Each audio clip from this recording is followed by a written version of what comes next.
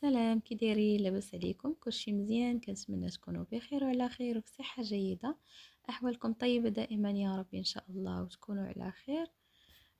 شكرا بزاف على المشاركه ديالكم وعلى جميع اللايكات والتعليقات ديالكم.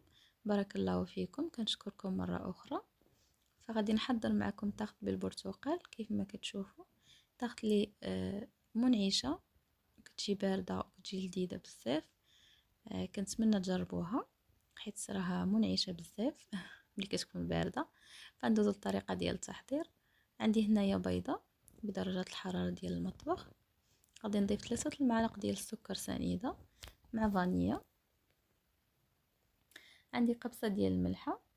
غنضيف هنايا الزيت، زيت نباتيه. عندي 6 ديال المعالق ديال الزيت. غادي نخلي لكم المقادير بالضبط في صندوق الوصف مكتوبين. صافي، كنتمنى يكون كلشي واضح. عندي هنايا 3 ديال المعالق ديال الحليب كيف ما تشوفوا، المعالق اللي تيكونوا كبار وعامرين. صافي، راني غادي نخلط هنايا السكر مع البيض ومع الزيت. صافي حتى يتخلطوا هاد المكونات كاملين مزيان.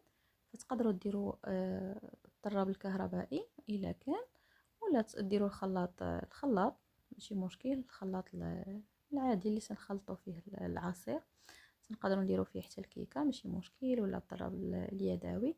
مهم غطربوا هذا البيض مع السكر يطربوا مزيان. صافي، وغادي نضيف هنايا واحد الكاس تاع الياغورت ديال البنان. البنان تيجي زوين بزاف، تعطي واحد نكهه في الجينواز. صافي، وغادي نضيف هنايا الطحين مع فانيليا. الطحين عندي كاس ونص ديال الطحين كيف ما تشوفوا، كاس ونص ديال العنبه بالضبط. صافي، ما زدت شي حاجه اخرى من بعد باش كتجي هكا، تجي خفيفه بزاف كيف ما تشوفوا، باش ما تجيناش هكا منفوخه بزاف ومبوخه. راه غادي تشوفوا معايا كيفاش غادا تجي في الاخير. فعندي هنايا لاطه اللي غندخلها الفرن بطبيعه الحال دهنوها بالزيت وبالطحين.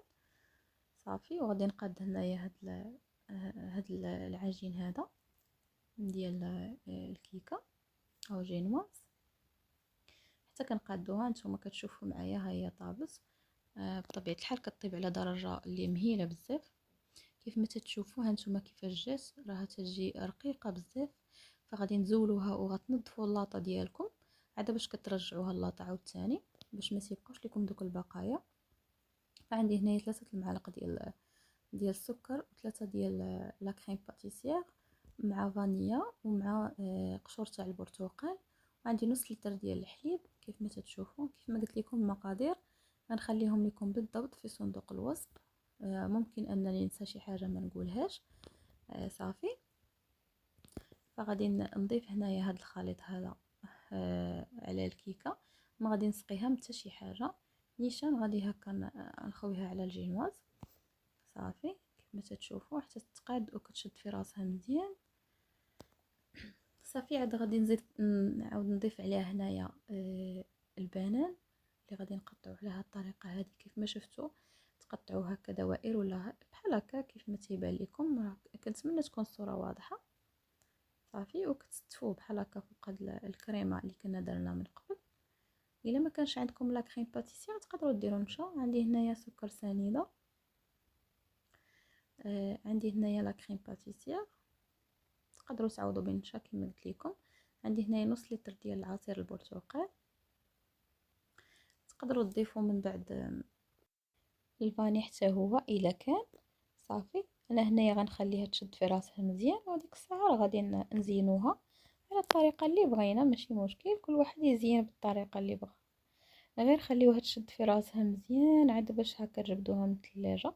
حيت الا جبدتوها مشاده راسها فغادي تخسر لكم. صافي، انا راني زولتها من الثلاجه بسرعه قبل ما تشد في راسها مزيان على حساب التصوير. كنتمنى تعجبكم هاد لاطاقت هذه وتجربوها وتردوا عليا الخبر. قولوا لي كي جاتكم، واش زوينه ولا لا. كيما كانت قولوا لي يا خايبه يا زوينه ماشي مشكل. صافي، كنتمنى تعجبكم وبصحه والراحه. السلام عليكم.